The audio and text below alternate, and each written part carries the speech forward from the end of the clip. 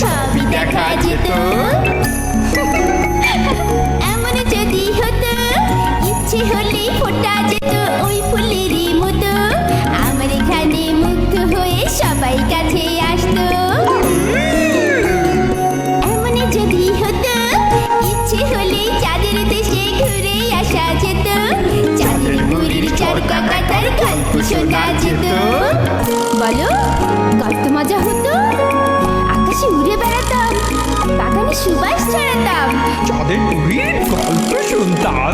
আচ্ছা এমন যদি হয় ইচ্ছে হলেই মনের সকল ইচ্ছে পূরণ হয়, তাহলে তো বড্ড মজা হয়।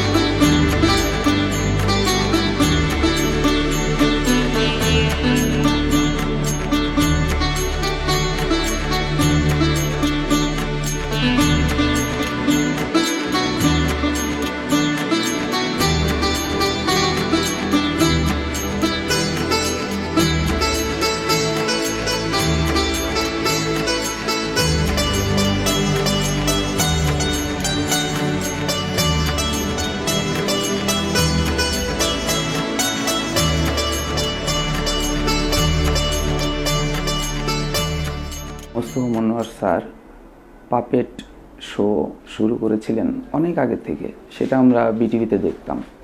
তো তারপর আমার স্টুডেন্ট লাইফ শেষের দিকে আমি সিসিমপুর প্রজেক্টে যখন জয়েন করি, সিসিমপুরে যখন পাপেটিয়ার হিসেবে আমি কাজ করা শুরু করি, তখন আমার কাছে কেন যেন মনে হয়েছিল যে এই পাপেট নিয়ে আমরা কিছু বাচ্চাদের জন্য করতে পারি কিনা। আমি মনে মনে বলি সারাদিন আমি যেন ভালো হয়ে চলি, সারাদিন আমি যেন ভালো হয়ে চলি, আদেশ করেন যাহা মোর গুরুজনে, আদেশ করেন যাহা মোর গুরুজনে, আমি যেন সেই কাজ করি ভালো মনে। আর পাপেট্রিটা এটা মানে আবিধানিক অর্থে ওইরকম কোনো ডেফিনেশন নেই। Puppet is a puppet. So এটাকে আমরা বাংলায় সহজভাবে বলতে পারি পুতুল নাচ। আমরা যেটা করছি পাপেটির একটা ফর্ম, এটাকে জিম হ্যানসন এটার নাম দিয়েছে মাপেট। সো ম্যান অ্যান্ড পাপেট মিলে হয়েছে মাপেট। জি স্যার। তাহলে তো আমি যেতে পারবো না। তাহলে আমরা কি স্যার অংশ নেব না? ঠিক আছে, শুধু মোসামুইদ আজ ছুটি পাবে, কিন্তু জিনিয়ার কাছ থেকে আজকের পড়া জেনে নিয়ে পরের ক্লাসে সেভাবে প্রস্তুত হয়ে আসতে হবে। স্যার আশা করব তোমরা সেই প্রতিযোগিতায় অংশ নিয়ে বিজয়ী হয়ে ফিরে আসবে। অবশ্যই স্যার। ধন্যবাদ স্যার।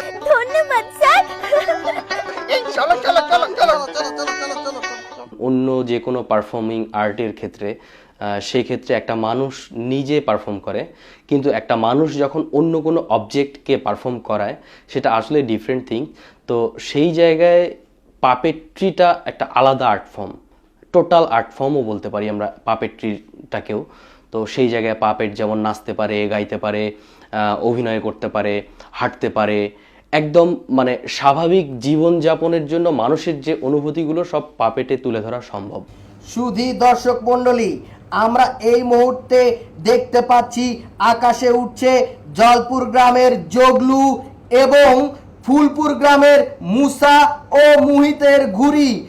আজ বিভিন্ন গ্রামের প্রতিযোগীর ঘুড়িকে কাটিয়ে মুসা এবং জগলু বিভিন্ন গ্রামের প্রতিযোগীকে কাটিয়ে গুড্ডি গ্রামের এই ঘুড়ি উৎসবে এখন পর্যন্ত টিকে রয়েছে। দেখা যাক তারা আজকে আমাদের কত সুন্দর এক ঘুড়ি ওড়ানো প্রতিযোগিতার অংশ হতে পেরে আমাদেরকে এই আনন্দ দিয়ে ভরিয়ে রাখতে পারে। দেখা যাক, আমরা দেখছি আকাশে আজ কোনো মেঘ নেই। দেখো, এবং কুট্টিগ্রামের বাড়িঘরের সব মানুষ আজ এই মাঠে খেলা দেখতে এসছে। জিনিয়া খুব চটপটে, বুদ্ধিমতী এবং একেবারে সাধারণ মানুষের খুব কাছাকাছি 5-6 বছরের একটি মেয়ে, যাকে আসলে দেখলেই আদর করতে ইচ্ছে করে, স্নেহ করতে ইচ্ছে করে, এবং যার চরিত্রটি এমন যে বাচ্চারা খুব দ্রুত তার কাছে চলে যায় আর বড়রা খুব তাড়াতাড়ি আপন করে নেয়। কে যেন তোমরা? ও জিনিয়া, কেমন আছো? ভালো স্যার। আরে মুসা মুহিত, হ্যাঁ স্যার দেখি আমাদের নাম মনে রেখেছে। তা কি ব্যাপার বলো তো? স্যার, আপনি কি কখনো ঘুড়ি উড়িয়েছেন? উড়িয়েছি মানে? আমাদের গ্রামে কেউ কখনো ঘুড়ি উড়ানোর প্রতিযোগিতায় আমাকে হারাতে পারতো না। ছোট্ট বন্ধুরা, কেমন আছো তোমরা? অনেক ভালো। আমার নাম মোহিত। আসলে আমার নাম হচ্ছে সুদীপ দাসদীপ। আমি আমার হাতে যে পাপড়টা দেখছেন সেটা আমি প্লে করছি। ওর নাম হচ্ছে মোহিত। ও ক্লাস 2-তে পড়ে। খুব ছটফট একটা বাচ্চা। ওই টাইপের বাচ্চারা যা হয়, অনেক মজা করছে, অনেক ফান করছে, কিন্তু একটা প্রবলেম, সে হচ্ছে পড়াশোনা করতে পারে না। সে পড়াশোনা করতে চায়ও না। আমরা যদি বলি আমাদের অসুখ করেছে আর যদি স্কুলে না যাই, জিনিয়া। হ্যাঁ ঠিক বলেছে। মোহিত, তুমি মনে হয় ভুলে গেছো কারো অসুখ হলে হেড স্যার তাদের বাসায় চলে যায়। আচ্ছা, তাহলে কি করা যায়? মেও মেও করি আমি, মেও মেও শুনি সবাই, আমি মাছের কাঁটা খাই, মেও মেও মেও মেও করি আমি। আমার নাম মিনি। এই গল্পে মুসা মুহিতকে ডাকাতরা ধরে নিয়ে যায় এবং মিনি বুলুজিনিয়াকে এই খবরটা দেয় এবং মিনির মাধ্যমে এবং মিনির সহযোগিতায় বুলুজিনিয়া মুসা মুহিতকে ডাকাতদের আস্তানা থেকে উদ্ধার করে। তো মিনি এই গল্পে খুবই গুরুত্বপূর্ণ একটা ভূমিকা রাখছে।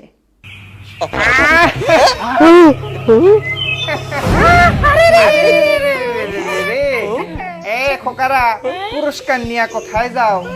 এগুলো এখন আমাদের দাও। হ্যাঁ দাও।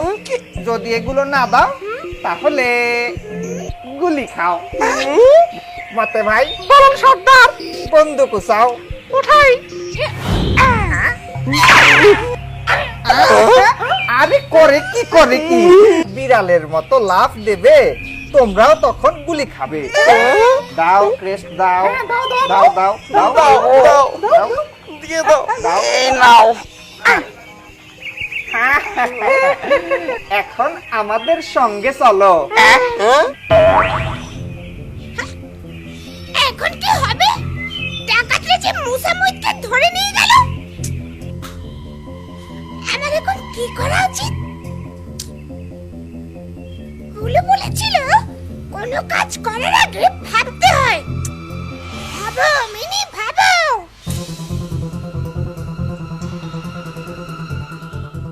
এটাও যেমন আমাদের এই গল্পে আছে যে বাচ্চাদের একা একা কোথাও যাওয়াও ঠিক না। আবার পাশাপাশি আছে যে বাচ্চাকে একা একা না গেলেও বাচ্চাদেরকে আসলে আমার সেই বয়সের বাচ্চাদের সাথে যদি আমরা খেলতে দিই, আমরা যদি তাদের সাথে কথা বলতে দিই, তাহলে হয়তো তাদের মানসিকভাবে সেই যে শিশুসুলভ মানসিকতাটা সেটা হয়তো বজায় থাকে। এজন্যই এই ধরনের গল্প করা। ওই যে ডাকাতরা মুসা মুহিত আছে। উঠে এসো, উঠে এসো। এসো। দাও। এই যে দেখো। তাই তো। দুটো ডাকাত দেখা যাচ্ছে। যাও যাও, বসো, মাসায় যায় বসো। যাও যাও, ওই মাসায় গিয়ে বসো। যাও যাও। হ্যাঁ বসো। বাহ, এসো।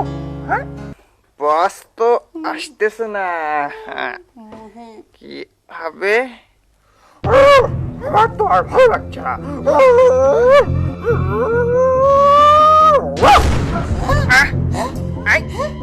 কি হইলো মতে ভাই, কি হইলো?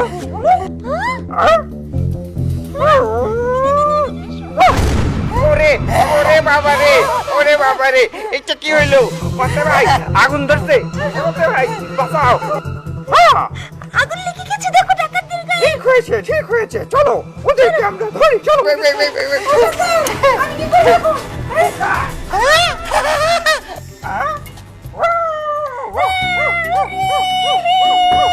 ডাকাত দুজন আগুন লেগে পালিয়ে গেছে, পালিয়ে গেছে। এসো এসো। ওহেন, শেষ পর্যন্ত আমরা তোমাদের রক্ষা করতে পেরেছি। অনেক ধন্যবাদ বুলু জিনিয়া, তোমাদেরকে অনেক ধন্যবাদ। ধন্যবাদ মিনি দিদি, ধন্যবাদ বাজে দাদু, ধন্যবাদ। আমার যে কি ভালো লাগছে মুহিত, কি যে ভালো লাগছে।